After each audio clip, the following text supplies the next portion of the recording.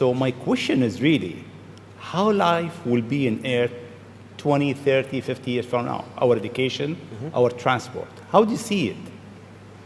Well, I think this is one of those things that's quite difficult to predict. When you think of, say, the first controlled powered flight was 1903 with the Wright brothers. And then 66 years later, we put the first people on the moon. I mean, if you'd ask people, say in 1900, what are the odds of man landing on the moon, they would have said that's ridiculous. And if you try to talk to them about the internet, they would not even know what the heck what are you even talking about? Like, this sounds so crazy. But today, with a $100 device, you can video conference with anyone in the world, on the other side of the world. And if you have a Wi-Fi connection, it's basically free. Free to have an instant visual communication with anyone, or even with millions of people.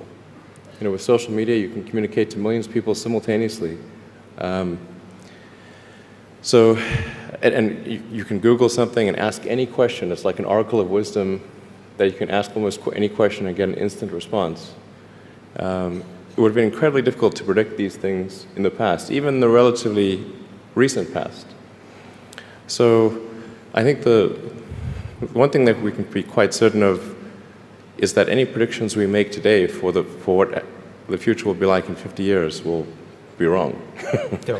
That's for sure. I mean, I think directionally, I can tell you what I hope the future has, as opposed to maybe what it will be, because this may just be wishful thinking. I hope we are out there on Mars and maybe beyond Mars, the moons of Jupiter.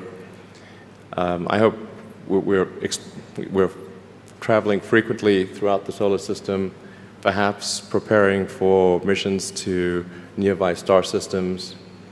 I think all of this is possible within 50 years.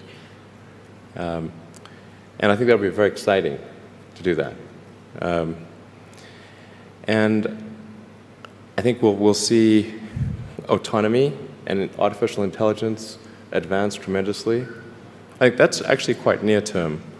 My guess is in probably 10 years, it will be very unusual for cars to be built that are not fully autonomous. 10 years. 10 years from now. Yeah. I think almost all cars built will be capable of full autonomy in about 10 years. As it is, the Tesla cars that are made today have the sensor system necessary for full autonomy, and we think probably enough compute power to be safer than a person. So it's mostly just a question of developing the software and uploading the software. And if it turns out that that more compute power is needed, we can easily upgrade the computer. And so that's all Tesla's built since October of last year. And other manufacturers will follow and do the same thing. So getting in a car will be like getting in an elevator.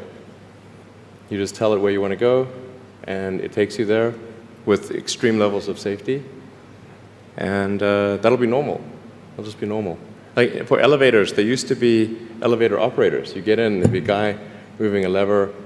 Now you just get in, you press the button, and that's taken for granted.